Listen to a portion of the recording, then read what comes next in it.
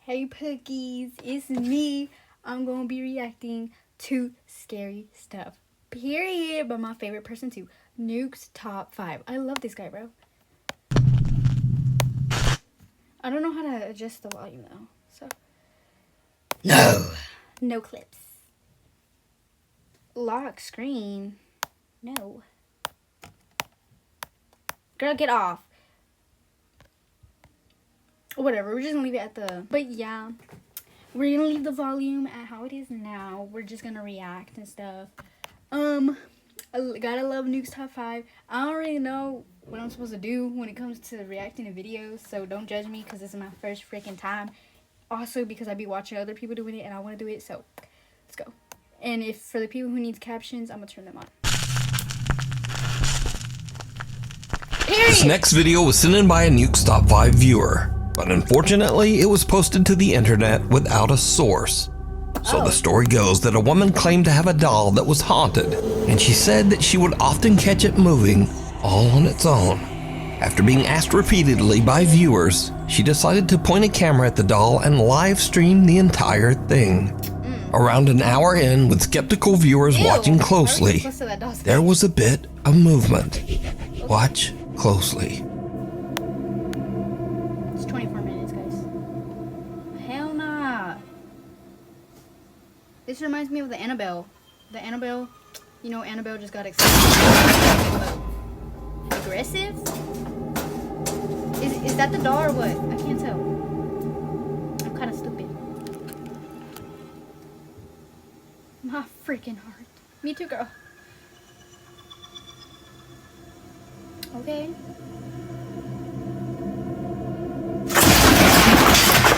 Oh, and on yourself. And on yourself. Why the freak would you do that? Honestly, low-key, I would be pissed. Why are you moving my stuff without my consent? Did that land? Nah, I would hate that. Imagine having to pick up your stuff. Now, the doll doesn't actually move, but the items surrounding it in the storage closet fly violently across the room, and even on top of the doll. Viewers have speculated that because the doll was buried in the debris, that the woman's doll isn't even actually haunted, but perhaps her house is. However, others claim that the supernatural activity is centered around the doll, and some even claim that they saw the doll move in the video before everything came crashing down. But without a source, we'll never know. So no, because I know the doll moving. It may just be her house, because if it was from the doll, because for most videos, if it is from a certain object, you will see the object moving itself, not really much of the house. Especially if you've brought that doll into your house. You know what I'm trying to say? Like, if you just got in a doll and you just noticed that paranormal stuff's happening, then it may just be from the doll. But if you've been having a doll and you had it happen in like many other houses that you moved to or whatever, it may just be your house. Like, what? A woman who calls herself Sissy says that her husband passed away 8 months ago under very sudden and unexpected circumstances. One day, as Sissy and her son Clarence are walking out of their front door, their Ring camera records something very strange. okay.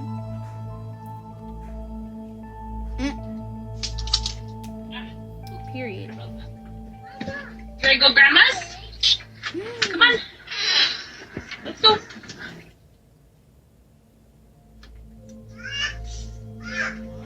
What am I supposed to be seeing?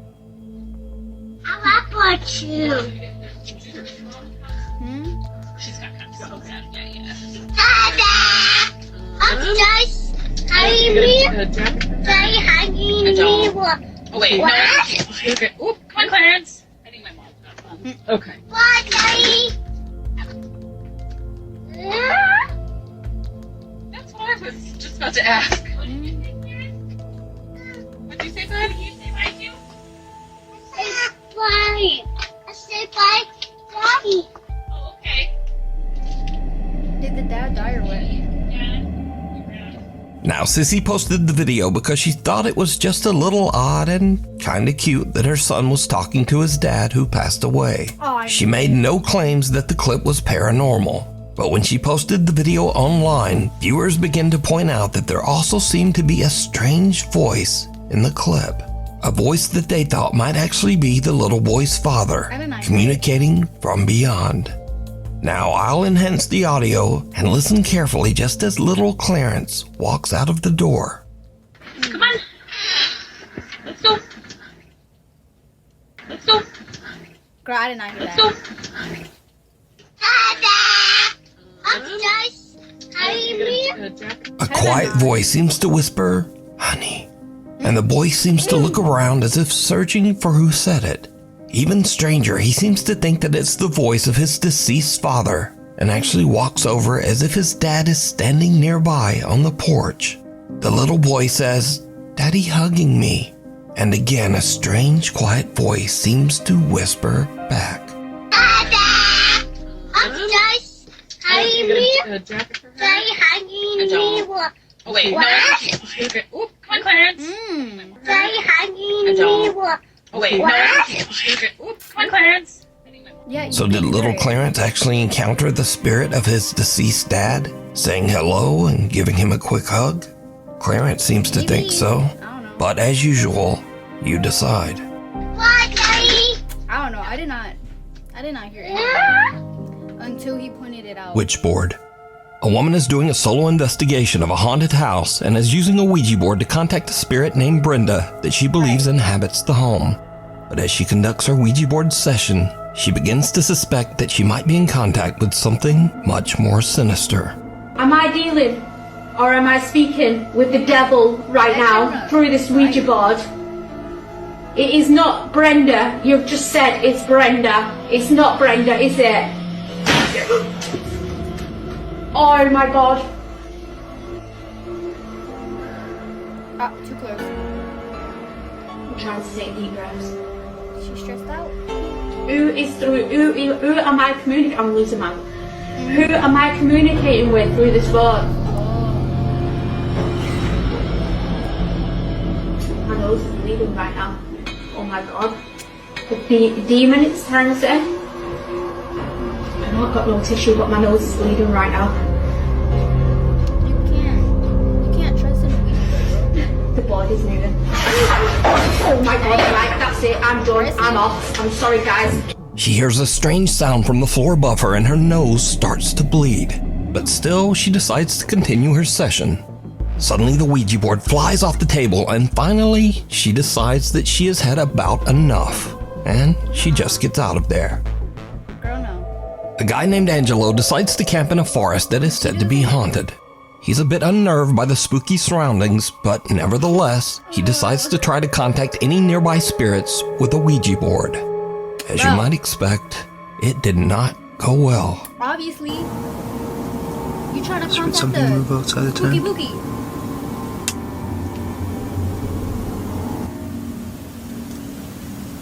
Okay, I'm gonna end the session for a second, okay? I'm closing off the session.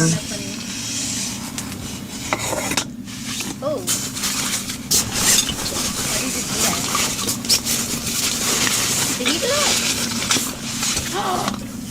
Hey, why would you pull that out? That's bad. Guys, it's a lollipop. Why are you looking at us like I this? don't see anything. Look. Hell nah. He looking at me like it's my fault. I ain't even done nothing.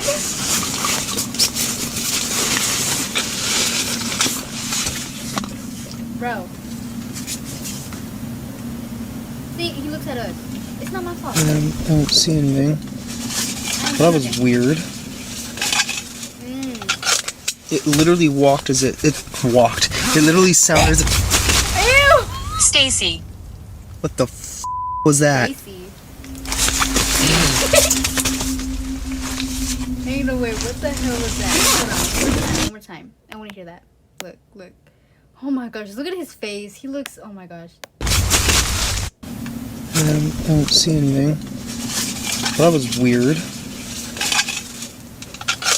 It literally walked as it walked. It literally sounded as if, See, look. You saw that? I don't think it was him. I think it was legit something out there. Because if you look closely at his mouth, you can tell he did not make that noise. Unless he has someone with him. Stacy. what the f was that? My reaction too, though. It's not him. It's definitely not him. It could be someone else. I don't know, cause, you know, he's in a tent. Nope, no. That's I don't know what the hell that was. I don't know if I want to know what the hell that was. What do I do? I don't know. What are you asking me? Honestly, I think I should probably leave. Most likely, definitely. Yeah. Let's, I think I'm gonna do that. Angelo begins to freak out from the strange sounds that seem to surround his tent and decides it's time to leave. Okay. Okay, exit is just down that way. Oh, that was a really bad idea. Okay. I just heard something. Something made a sound in my ear. What the was that? Nope. Let's just go. There's the exit.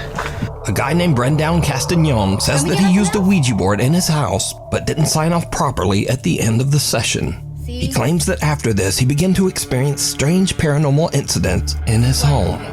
One night, he awakens to the sound of something moving around in the other room. He grabs his phone and starts to record.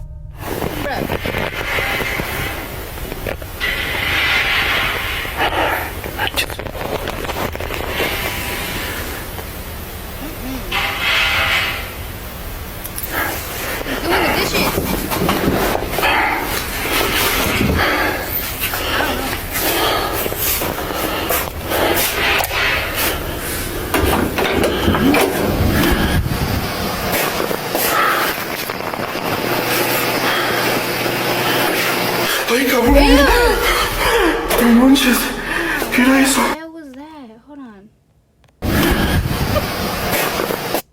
No, cause ew, what is that? Y'all see that? Ew. Bro. Ooh. I didn't mean to do that.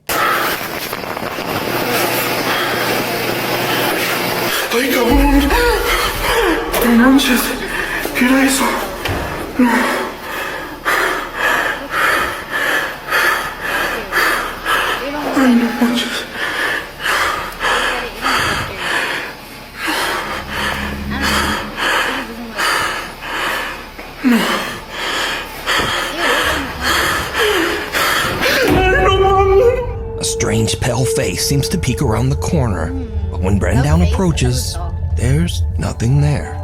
Now terrified, he tries to retreat back to his room, but the door slams shut right in front of him. Brendan Castagnon says that after this incident, he never used the Ouija board again, and thankfully, the supernatural incidents in his home have slowly stopped occurring. Abandoned or not? A guy who calls himself Native Penguin was doing some urban exploring on the grounds of the Cherokee Heritage Center in Park Hill, Oklahoma. The collection of old buildings were built on the site of the former Cherokee Female Seminary, a boarding school for girls that burnt to the ground in 1887. Suddenly, Native Penguin starts to hear something very strange. Oh, yeah. Am I tripping or is there something going on in here?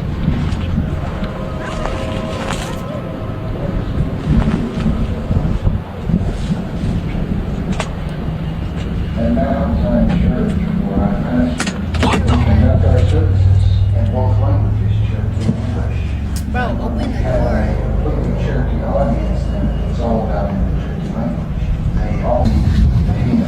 Oh, he can't open it.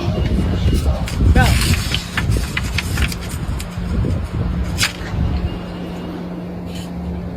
Oh, Senor, you got the one. Call it you got honey. The doctor said after moving to Indian Territory, Cherokee Nation set aside 1 acre of ground for ancient Cherokee congregation. Alright, it's about. Dude, that's so creepy. Why is this?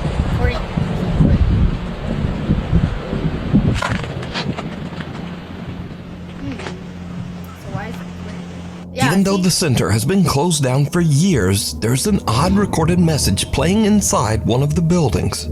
Native Penguin looks in the windows to try to figure out just what is going on. He captures something on camera that is truly bizarre. Okay. Dude, that scared me. I was like, there's someone in there.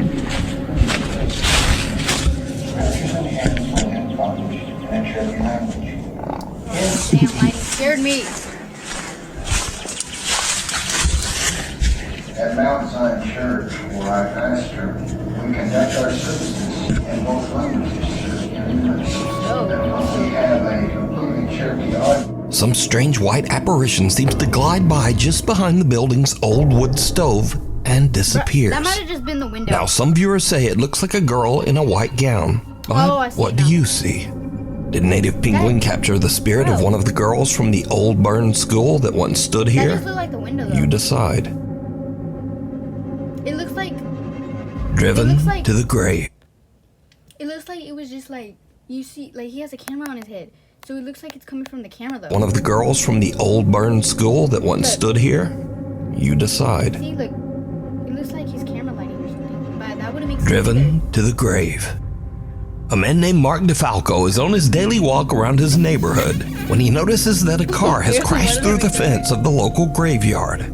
He starts to film, and what he captures is absolutely unnerving.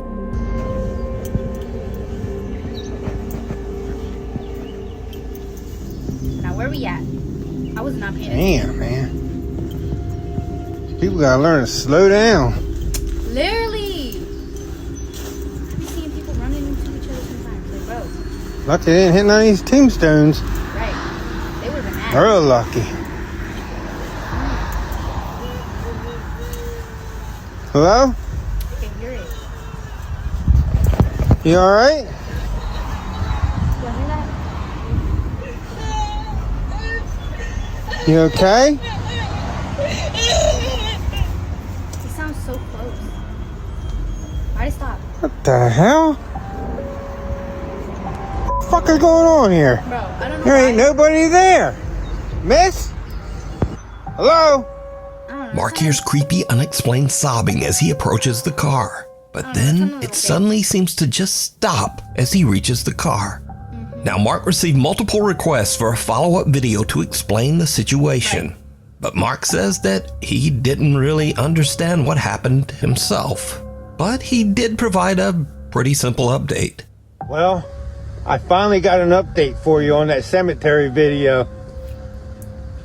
Period hair day. Hashtag hair day.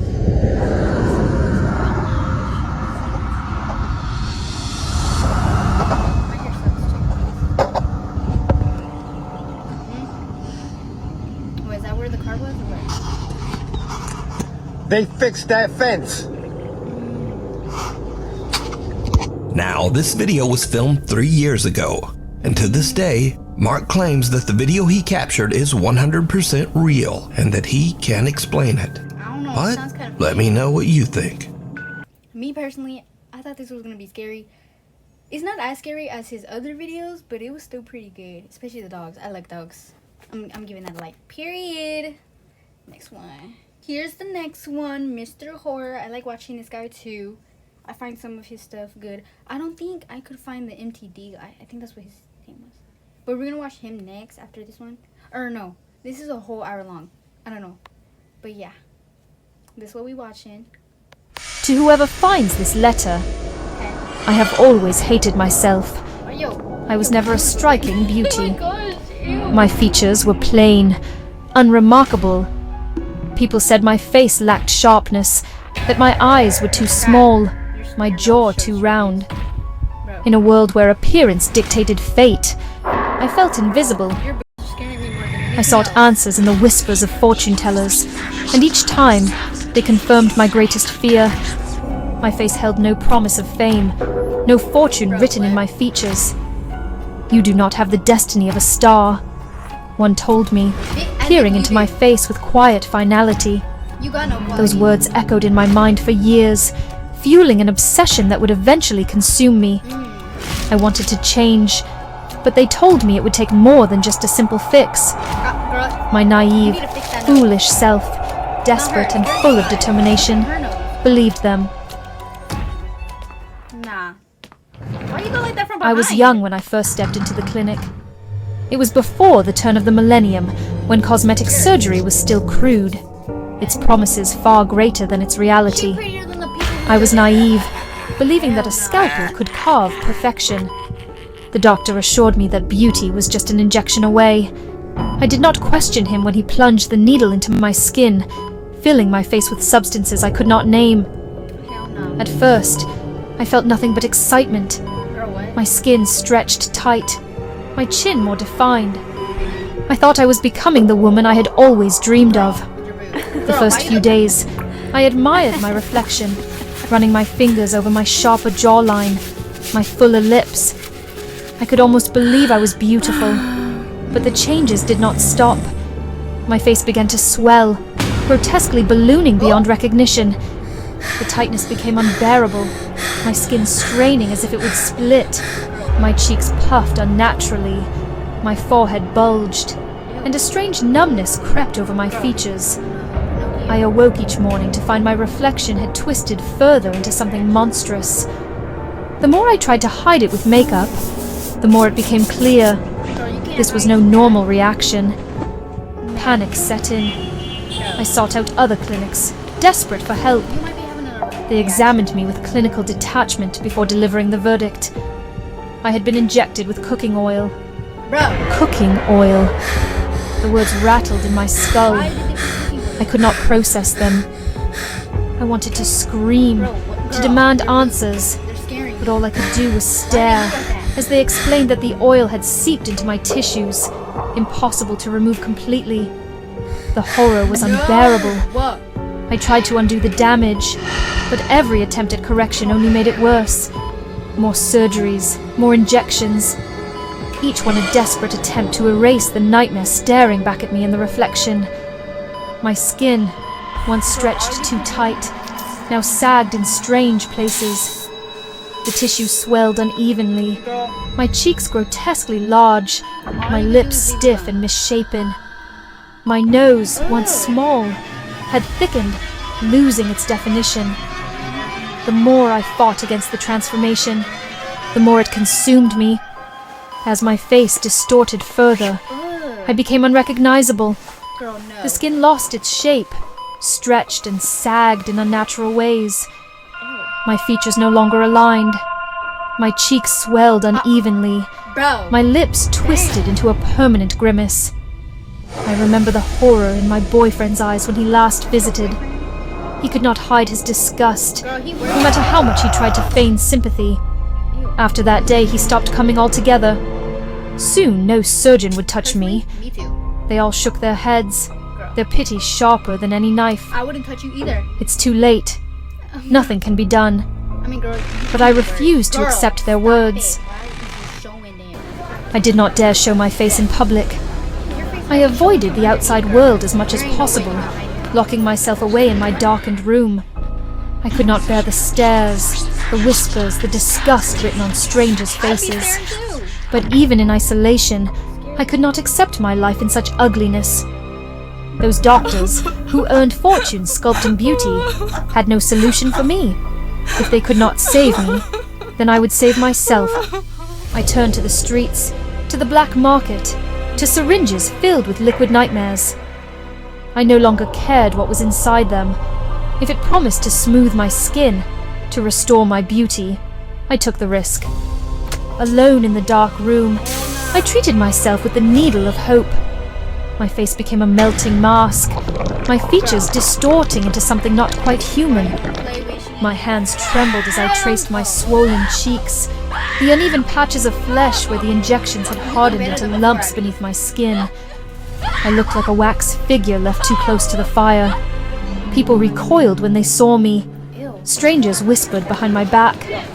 I stopped leaving my house, stopped answering the door, stopped looking into mirrors, and stopped everything. If you are reading this letter, then I have gone somewhere far away from here. My name is Han Mi-ok. Once, I dreamed of beauty. I longed for admiration, for the kind of allure that could captivate an entire room. I wanted to be loved, to be remembered, to be immortal in the eyes of the world. But now, all that remains of me is this letter and the reflection that haunts my mirror. I cannot. No. I'm probably gonna have to give her that.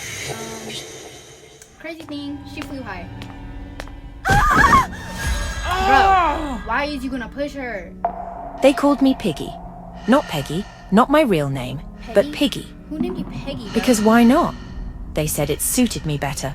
A pig in a human's body, rolling in the mud of my own existence. I laughed along at first, I don't care what people say. pretending it didn't sting when Hannah joked about me breaking a chair in the cafeteria, or when Derek snorted every time I walked by. But no amount of pretending could dull the edge of their cruelty. Hey, Piggy, you should thank us. At Hey, least we're Bobby. giving you a personality. Mia said once, smirking as she pointed at my reflection in the Her name school's is bathroom Mia. mirror. Their laughter echoed in my ears long after they left. I stared at the figure in the mirror, a round, soft girl with puffy cheeks and arms that seemed to expand beyond the frame. I hated her, hated myself, but not as much as I hated them.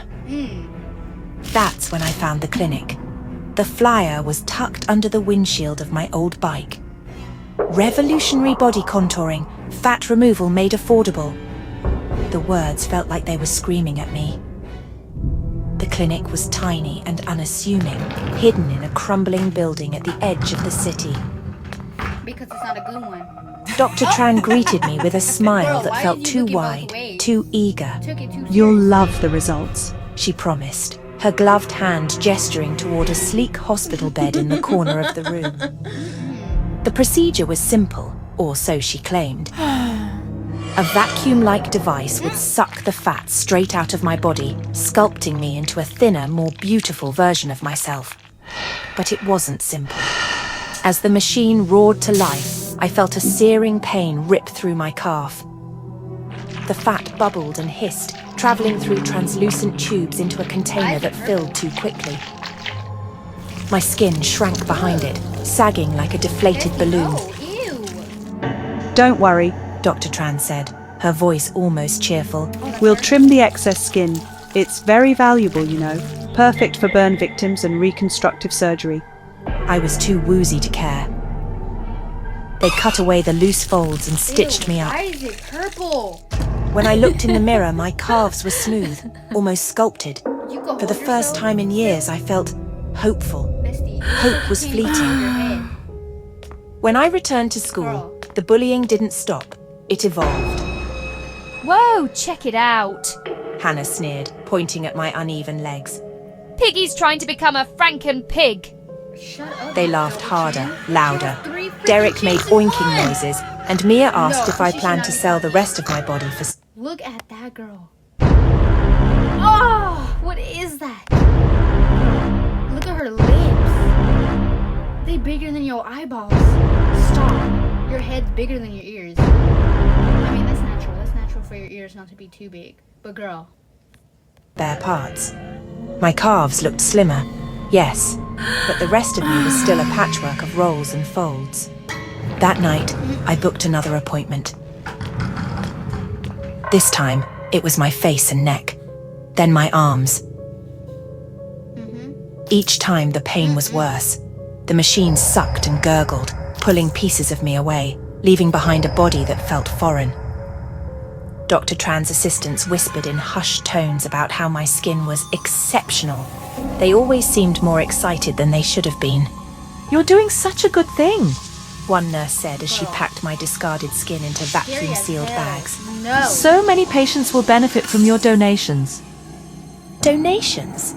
I hadn't signed up for charity, but when they waved away my bills, assuring me that my contributions covered the costs, I didn't complain. Then I had an idea. Why stop with just removing my fat? Why not use my newfound value to teach them a lesson? The plan unfolded in my mind like a perfect script. It started with Derek.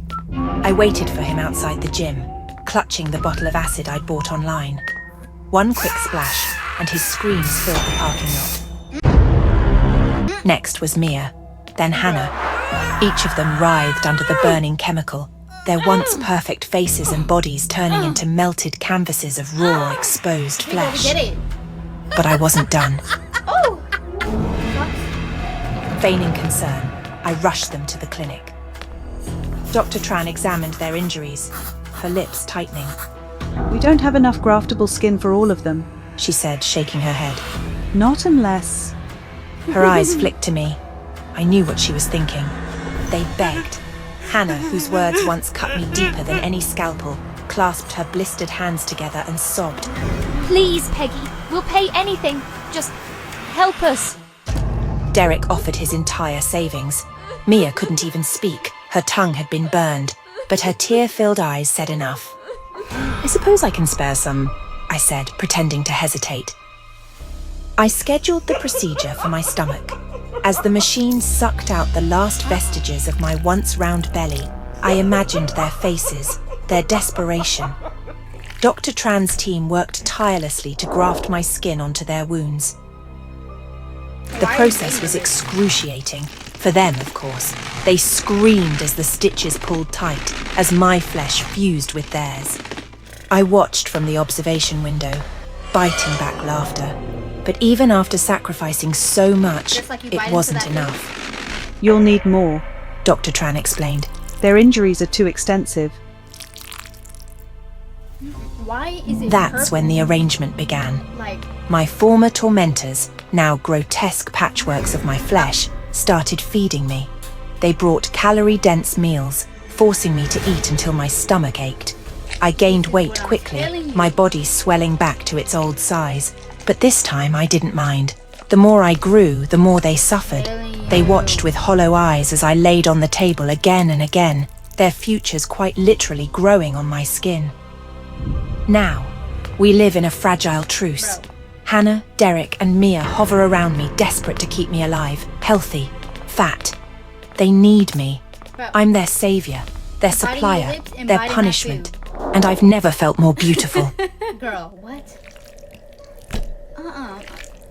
You ugly. I'm not backing you up ever again. Girl, what the hell? With the nails still in there?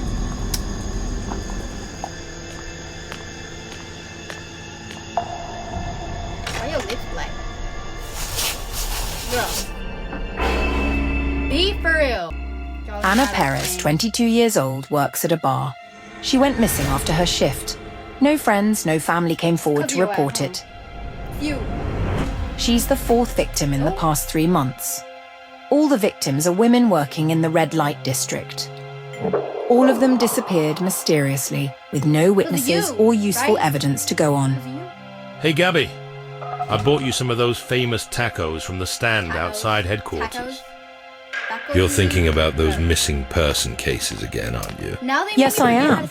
I keep feeling like there's some connection between the cases. There's nothing to it. The security in that area is a mess. Girls working in that district, how many of them live clean lives? Who's to say they didn't borrow money from some gang and run away? Sometimes you have to ignore the things you see. If you get too deep into it, the one who ends up hurt will be you. I understand. Thanks, Joel. That's Joel. He didn't have food. Didn't he I'm just- Gabby, Ew. a police officer. I can't turn a blind eye to the crimes happening in my jurisdiction, especially when the victims are nothing but vulnerable young women. Girl. I returned home and quickly summarized the witness statements I had collected.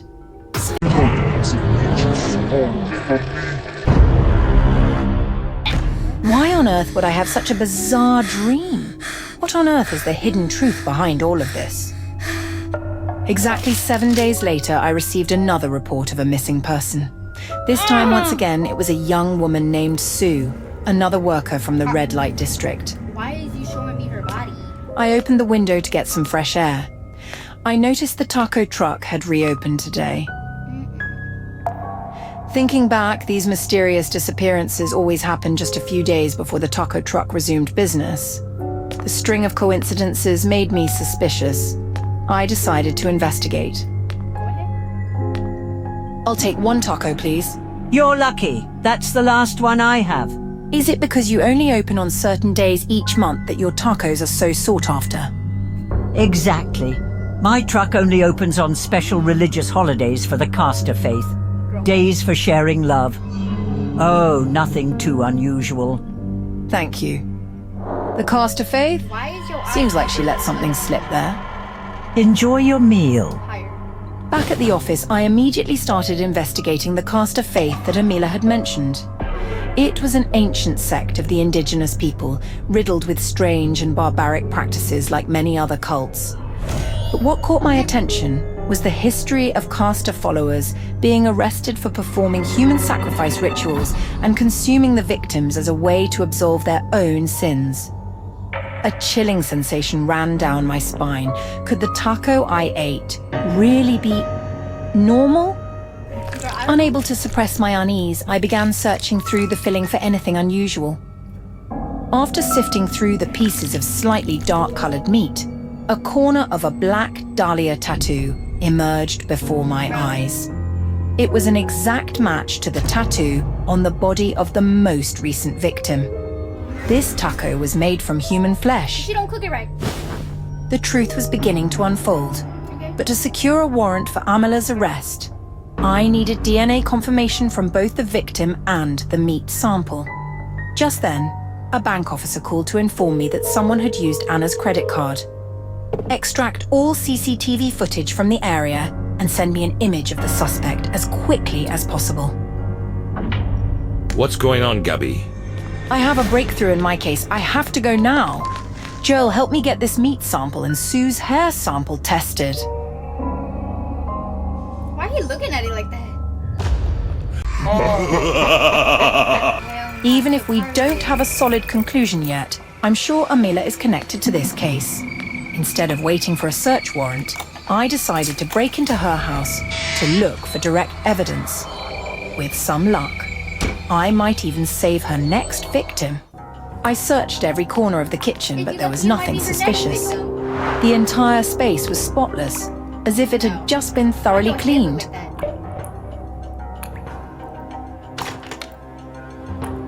Or perhaps this wasn't where she made the human meat tacos. As I was thinking, a message from the bank officer came through. To my surprise, the person using Anna's credit card was a man. Could it be that I have made a mistake? Impossible. Surely in this human taco case, Amila has an accomplice. Looks like it's time to catch the nasty little mouse. Amila, how did she come back so soon? Because she knew. He told her. Oh.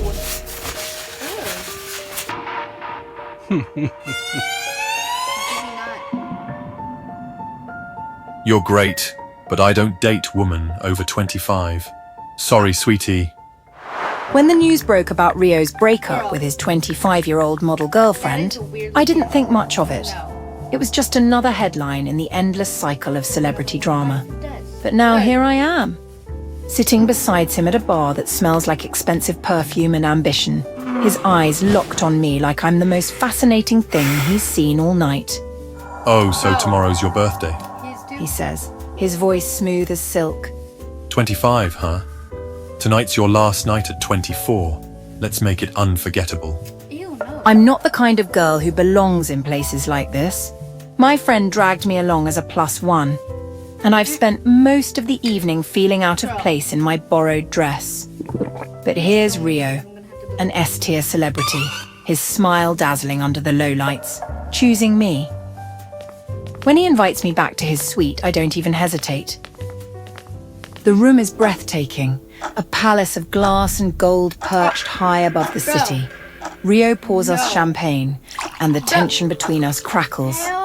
Everything about him seems surreal. His perfect hair, his gleaming smile, the way he moves like he owns not just the room, but the world. That's when I noticed it. A strand of his hair fell loose as he ran a hand through it.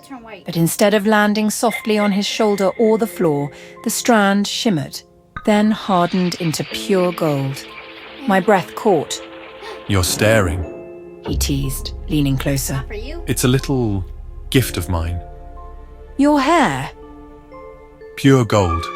he interrupted, as if it were the most natural thing in the world. I laughed nervously, but the strangeness only deepened. He reached for a nail clipper, trimming one of his manicured nails. The clipping hit the glass coffee table with a metallic plink. A sliver of solid gold. I froze. Oh, that's not all, He said, grinning like a magician about to reveal his next trick. He tilted his head back and casually flicked his nose. He placed the shimmering pearl into my hand.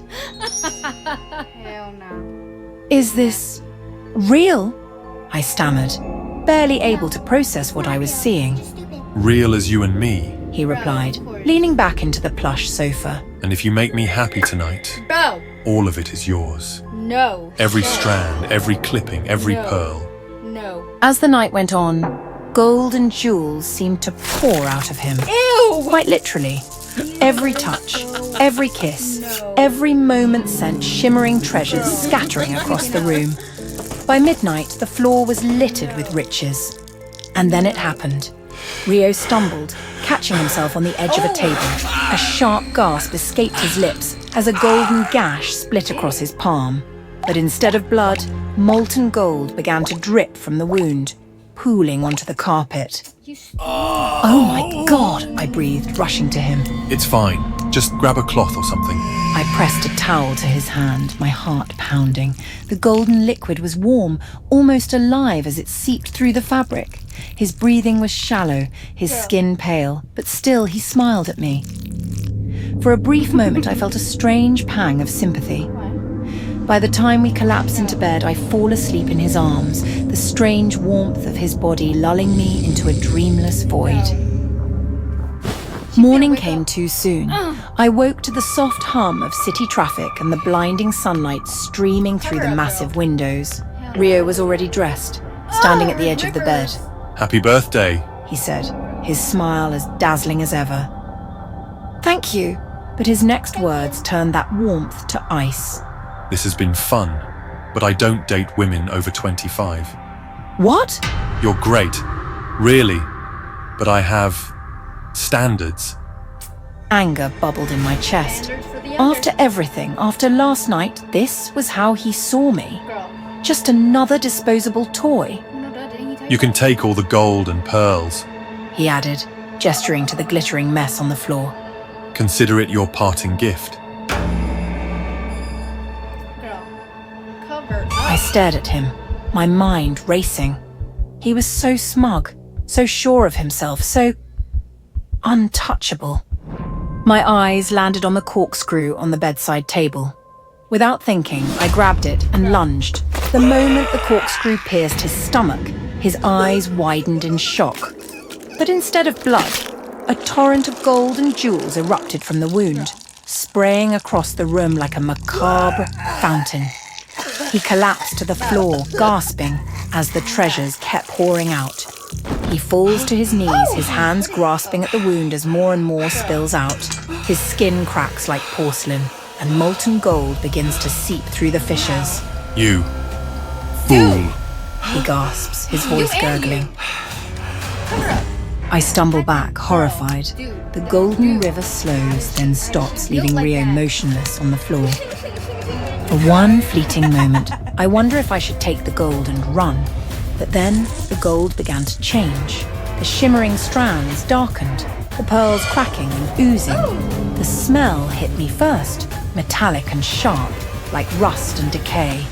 No, I whispered, stumbling back. The gold liquefied, pooling into dark red puddles. The pearls dissolved into chunks of raw, congealed flesh. The room reeked of blood, hot, sticky and overwhelming. I turned to Rio, but he was no longer the godlike figure from last night. His body was collapsing in on itself, his golden sheen fading into a grotesque mess of sinew and viscera. My hands and clothes were stained with his blood. Real blood now, not gold. The riches he had promised me had turned into a nightmare. When I first started working at La Belle Cuisine, I thought I had a chance to prove myself in the world of high-end culinary arts. But dreams have a way of souring in the harsh reality of kitchen life.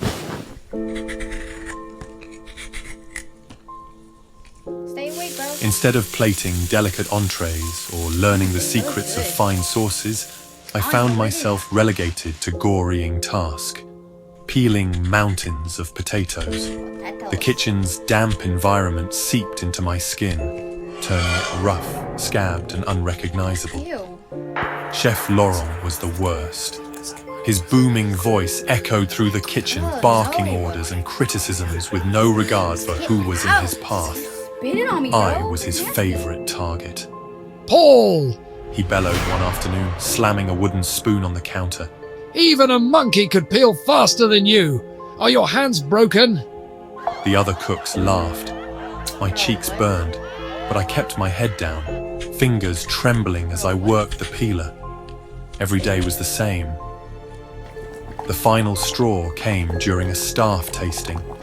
I'd spent weeks experimenting with recipes after hours, crafting a dish I hoped would finally earn me some recognition. When Laurent announced a tasting session, I seized the opportunity and presented my creation, foie gras. Laurent took one bite and spat into the dish. Garbage, he declared. Stick to peeling potatoes. That's all you're good for. Laughter erupted again, louder this time. My vision blurred with tears, but I swallowed them back.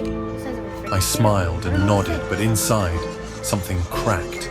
That night, alone in the kitchen, I stared at the pile of peelings I'd left unfinished. The steel glint of the peeler caught my eye, and my reflection stared back, warped and jagged. I think I know what's gonna happen. Then Laurent's voice echoed in my head. Stick to peeling.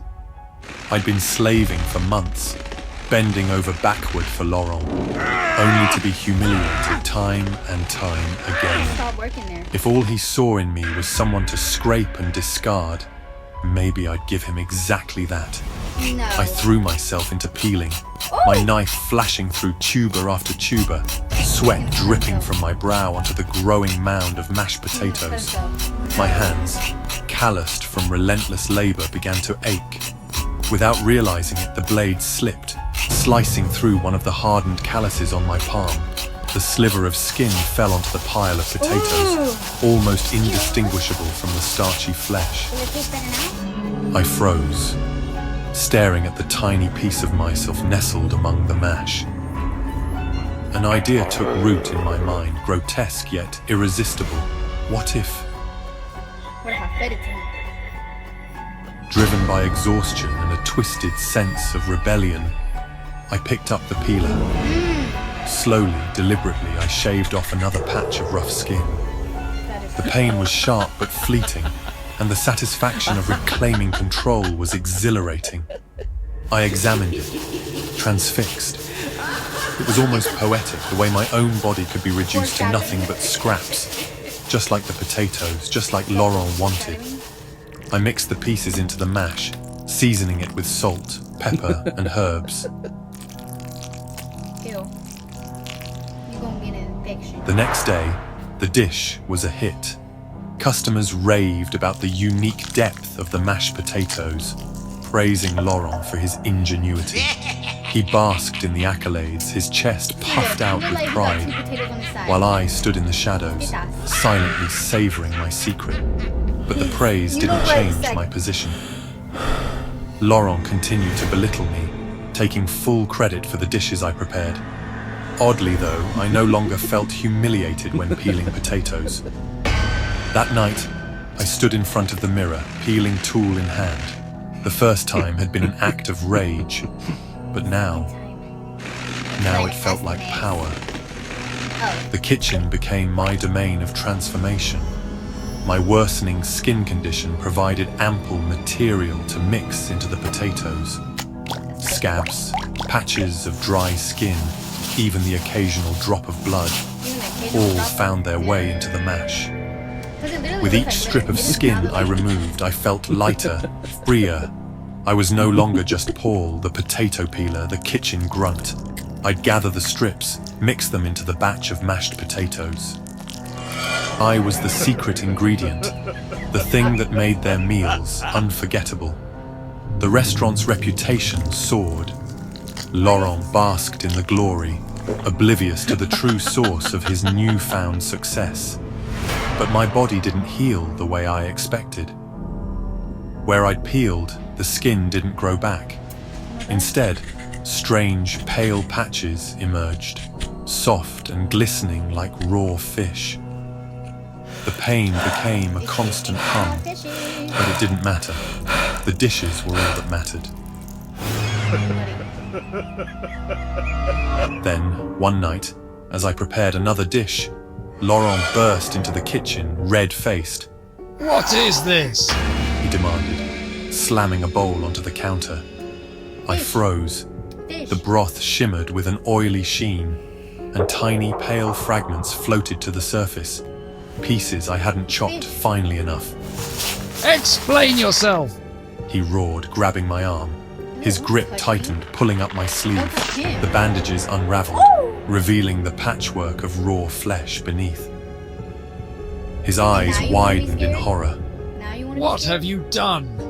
He whispered, his voice barely audible over the pounding of my heart. I smiled, the first genuine smile I'd felt in months. I've been giving you what you wanted, chef. A piece of me in every dish. Laurent stumbled back, clutching his stomach. His face turned pale as the realization hit. The critic, the patrons, the accolades, all built on the foundation of my sacrifice. He retched, the sound echoing through the silent kitchen. I turned back to the cutting board, the peeler gleaming under the fluorescent lights. There was still so much more to give.